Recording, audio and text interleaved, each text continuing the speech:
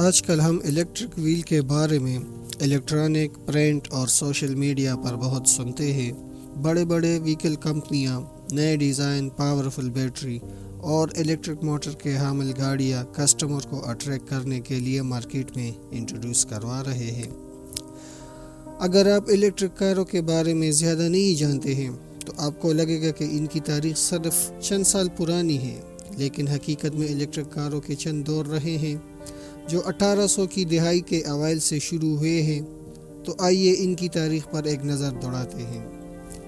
1828 میں ہنگری کے ایک معجد اینیوس جیڈلیک نے پہلی الیکٹرک موٹر کار ایجاد کی اور اس موٹر سے چلنے والی ایک چھوٹی سی ماڈل کار بنائی۔ 1834 میں تھامس ڈیونپورٹ اور اس کی بیوی ایملی نے ایک چھوٹی ماڈل الیکٹرک کار بنائی جو ایک برقی ٹریک پر چلتی تھی۔ 1835 میں نیدرلینڈ کے پروفیسر سیبریندس سٹریتن اور ان کے ساتھی کرسٹوفر بیکر نے ایک چھوٹی سی الیکٹرک کار بنائی جو بغیر چارج ہونے والی بیٹریوں سے چلتی تھی۔ 1837 میں تھامس ایملی ڈیونپورٹ اور اس کے ساتھی اورن سیملی نے الیکٹرک موٹر یا مشین کا پہلی امریکی پیٹنٹ حاصل کیا۔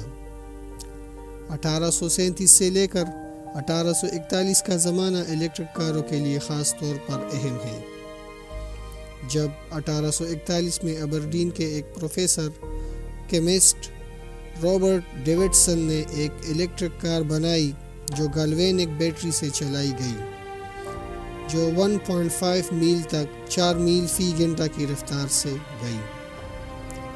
1859 میں فرانسیسی ماہر طبیعیات گیسٹن پلانٹی نے پہلی دفعہ لیڈ ایسڈ بیٹری ایجاد کی جو در حقیقت عملی طور پر الیکٹرک کاروں کو وجود میں لانے کا باعث بنا۔ لیڈ ایسڈ بیٹری آج بھی کچھ الیکٹرک کاروں میں استعمال ہوتی ہے، جبکہ پیٹرول اور ڈیزل سے چلنے والی موٹر کار کے انجن کو سٹارٹ کرنے کے لیے لیڈ ایسڈ بیٹری کی ہی ضرورت ہوتی ہے۔ تاہم آج کل کے جدید اور ماڈرن الیکٹرک کار لیتھیم آئن بیٹریز استعمال کرتی ہے۔ 1881 میں فرانسیسی سائنسدان کیمیلی الفانسو فیورے نے لیڈ ایسڈ بیٹریوں کے ڈیزائن کو مزید بہتر بنایا، جس کی ان کی صلاحیت میں خاطر خواہ اضافہ ہوا اور یہ لیڈ ایسڈ بیٹریوں کی صنعتی پیمانے پر پیداوار کا باعث بنا۔ 1881 میں گاسٹن پلانٹ نے ایک الیکٹرک ٹرائی سائیکل بنایا جو پیرس میں بجلی کے بین الاقوامی نمائش کے لیے پیش کیا گیا۔ 1881 میں پیرس کے ایک انجینئر چارلز جین ٹاڈ نے کیمیلی الفانسو کی مدد سے ٹیلبری طرز کی ایک بگی میں گریم موٹر اور فلمنٹ بیٹری لگا کر ایک الیکٹرک کار بنائی۔ 1881 میں ایک اور انگریز ولیم آرٹن اور جان پیری نے ایک الیکٹرک ٹرائی سائیکل بنایا جس میں پہلی دفعہ الیکٹرک لائٹ استعمال کی گئی اور ساتھ لیڈ ایسڈ بیٹری سیل کا استعمال کیا گیا۔ اس کی رینج 10 سے 25 میل تھی، جبکہ اس کی ٹاپ سپیڈ 9 میل پر آور تھی۔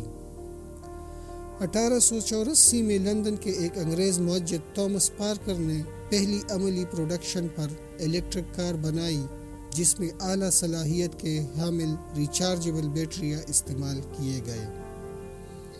1884 میں ایک college drop out student Andrew ریکر اپنے والدین کے تہخانے میں رہتے ہوئے لیڈ سلفیورک ایسڈ بیٹریوں کا استعمال کرتے ہوئے ایک الیکٹرک ٹرائک تیار کی جس کی رینج 25 میل تھی۔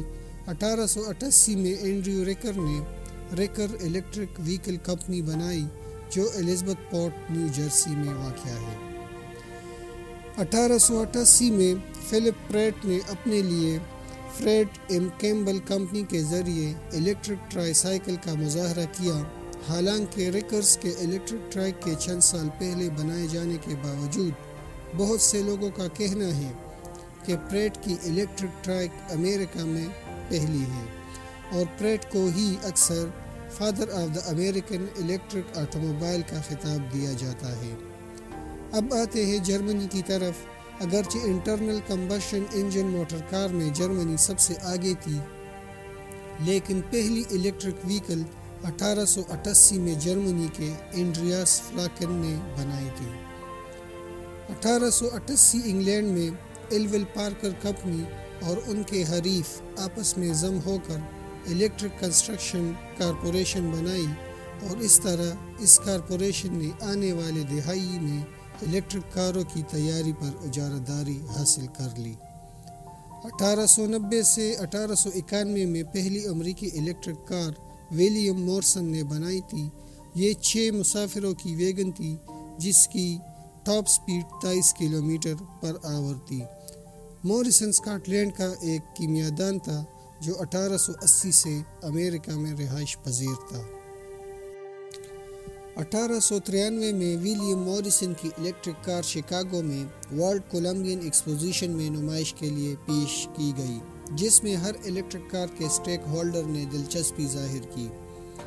1894 میں لیوس انٹونیو کریگر نے ایک الیکٹرک کار بنانا شروع کیا جس میں پہلی دفعہ ری جنریٹو بریکنگ انرجی سٹور کا سسٹم ڈالا گیا۔ 1894 میں ہی امریکہ کے ایک میکینیکل انجینئر ہنری جی مورس اور کیمیاءدان پیڈرو جی سالوم نے پہلی کامیاب الیکٹرک کار بنائی جس کی رفتار 15 میل پر آور تھی۔